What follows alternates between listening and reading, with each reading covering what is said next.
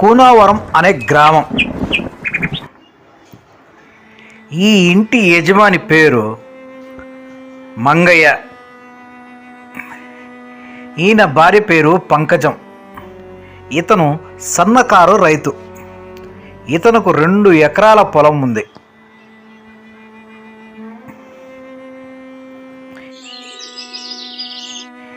ఈ ఇంటి యజమాని పేరు చంగయ్య. ఇతని భార్య పేరు వరాలు, ముద్దుగా వరం అని పిలుస్తూ ఉంటాడు. ఇతను కూడా ఒక సన్నకారు రైతు. ఇతనుకు 2 ఆవులు, 2 మేకలు, 1.5 ఎకరం పొలం ఉంది.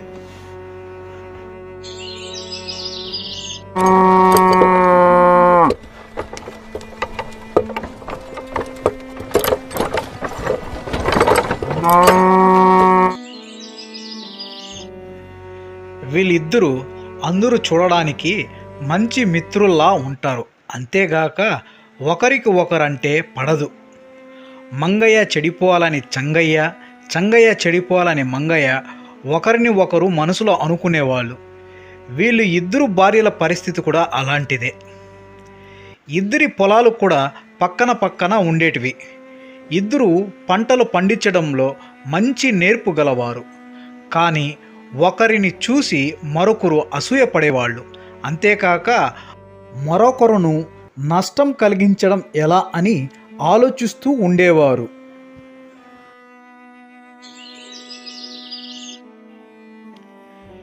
ఇద్దరు తమ తమ చేనుల్లో జొన్న పంట వేశారు.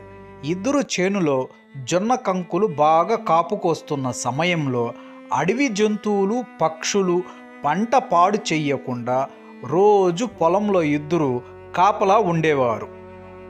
మంగయ్య చేనును చూసి చంగయ్య ఇలా అంటాడు. ఈ ఎదవ ఈసారి మొక్కజొన్న పంట వేశాడు. కంకులు బాగా పెద్దవిగా ఉన్నాయి. అంతేకాక అందులో గింజలు కూడా పెద్దవిగా ఉన్నాయి. ఈసారి ఎదవకి కాపు బాగా వచ్చింది. ఈ పంట కోసి అమ్మితే సంతలో మంచి లాభాలు వస్తుంది. అసూయగా చేనును చూసి ఆ విధంగా అంటాడు. చంగయ్య పొలాన్ని చూసి మంగయ్య ఇలా అంటాడు. యాందబ్బా, ఈ సంవత్సరం వీడి చేనులో మొక్కజొన్న కంకులు విరిగి పడేలా ఉన్నాయే. ఈ పంట అంతా వీడి చేతికొస్తే వీడి చెప్పిన మాట వింటాడేందా? వీడికి ఇక పట్టేదానికి పగ్గాల ఉంటాయా? ఏం చేయాలబ్బా వీడినే? ఆ విధంగా చెప్పి మంగయ్య ఇంటికి బయలుదేరి వెళ్తాడు. ఏమయ్యో, ఆ మంగయ్య పెళ్ళాము మిడిసిపాటు చూసారా? ఈ సంవత్సరము జొన్న పంట మీద వచ్చిన డబ్బుతో మొగుడు ముత్యాల గొలుసు చేయిస్తాడంట. ఆ వగలాడి మడలో ముత్యాల గొలుసు వేసుకుని కులుకుతూ ఉంటే నేను బోసు మెడతో ఎలా తిరిగేది చెప్పయ్యా, చెప్పు. వసై మొద్దు మొహందానా, ఇల్లు అలగ్గానే పండగ అవుతుందా చెప్పు? వాడి చేలో వేసిన పంట చేతికొచ్చి అమ్మినప్పుడు కదా పెళ్ళానికి ముత్యాల హారం చేయించేది. ఒకవేళ అంతవరకు వస్తే నేను నీకు పగడాల హారం చేయిస్తాలే. అదే గ్రామంలో తూర్పు చెరువు గట్టున ఆనుకొని ఉన్న దట్టమైన భయంకరమైన అడవి. ఆ అడవిలో జంతు సంచారం అనేది ఉండదు. నల్ల మబ్బులతో కమ్మేసిన చీకటి, ఆ చీకట్లో తెల్లటి మబ్బులు, ఆ మబ్బుల మధ్య తిరిగేటి పిచాచులు, ఆత్మలు. అక్కడే ఉన్న ఒక గృహ, ఆ గృహ లోపల ఒక వికారమైన పచ్చముఖం బేతాళుడు. ఆ బేతాళుడు గృహ లోపల కామయక్షిని చేతబడు వశీకరణాలు, రక్త పిచాచులను, కొన్ని క్షుద్ర పూజలు చేసి పిచాచులను తన వశం చేసుకునేవాడు. ఆ తర్వాత కామ రూపంతో ఒక మునిగా మారిపోయి మంచి చెడు ప్రవచనాలు చేస్తూ వైద్యం చేస్తూ ఉంటాడు ఆ గ్రామంలో.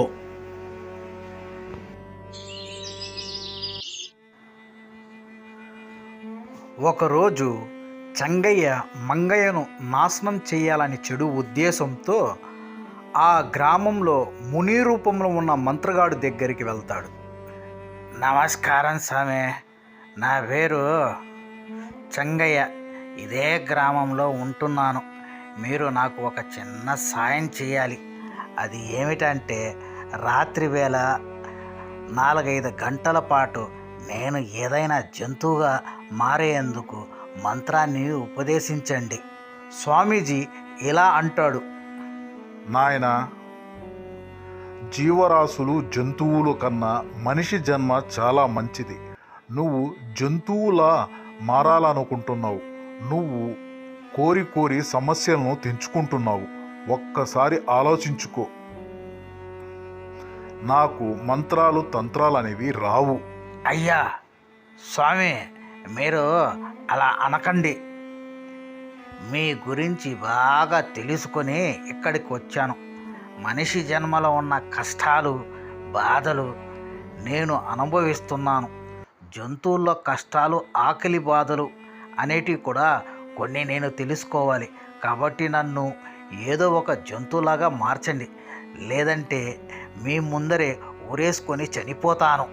నువ్వు ఇంతగా ప్రాధాయపడుతున్నావు కాబట్టి నీ కోరికను నేను ఎందుకు కాదనాలి చెప్పు. నాకు ఒకే ఒక మంత్రం తెలుసు. నువ్వు ఒక్కసారిగా జంతువుగా మారిపోతే తిరిగి మనిషిలాగా మారలేవు. ఆ విధంగా చెప్పి స్వామీజీ మంత్రాన్ని ఉపదేశిస్తాడు. వెంటనే చంగయ్య గాడిదిగా మారిపోయి అక్కడి నుంచి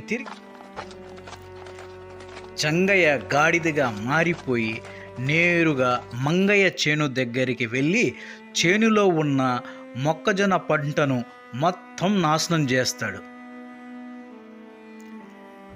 అమ్మయ్య, ఇప్పుడు నా మనసుకు తృప్తిగా ఉంది. ఈ జొన్న పంట మీద వచ్చిన డబ్బుతో భార్యకు ముత్యాల గొలుసు కొంటాడంట. ఎలా కొంటాడు ఇప్పుడు? ఆ విధంగా చెప్పుకుని తిరిగి స్వామీజీ దగ్గరికి వెళ్తాడు. స్వామీజీ, నేను వెళ్ళిన పని పూర్తయిపోయింది. ఇప్పుడు నన్ను మనిషిగా మార్చేయండి. ఒరే మూర్ఖుడా, నీకు ముందుగానే నేను నీకు చెప్పాను. ఒక్కసారి జంతువుగా మారిపోతే తిరిగి మనిషిగా మారలేవు.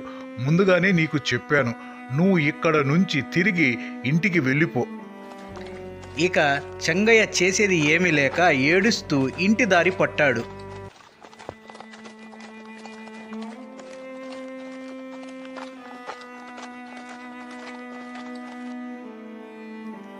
చంగయ్య ఇంటికొచ్చి జరిగిందంతా తన భార్యకి చెప్పి బాధపడతాడు. అప్పుడు చంగయ్య భార్యతో ఇలా అంటాడు. మన పెద్దవాళ్ళు ఒక సామెత చెప్పారు, చెడపకురా చెడేవు. అది నా విషయంలోనే జరిగింది. ఎప్పుడు మనం ఎదుటి వారికి సహాయం చేయకపోయినా వారి క్షేమాన్ని కోరుకోవాలి. వాళ్ళు చెడిపోవాలని కోరుకోకూడదు. అలా కోరుకుంటే ముందుగా దేవుడు మనల్ని చెడిపేస్తాడు. ఎప్పుడు మనం ఎదుటి వారితో గొడవలు పడకుండా ప్రేమగా, అభిమానంగా, స్నేహంగా ఉండాలి. శత్రుత్వం పెంచుకోకూడదు.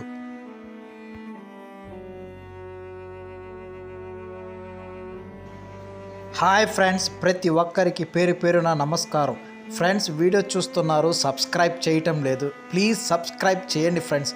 మీకోసం చాలా కష్టపడి వీడియోస్ తయారు చేస్తున్నాను. Please subscribe my channel friends.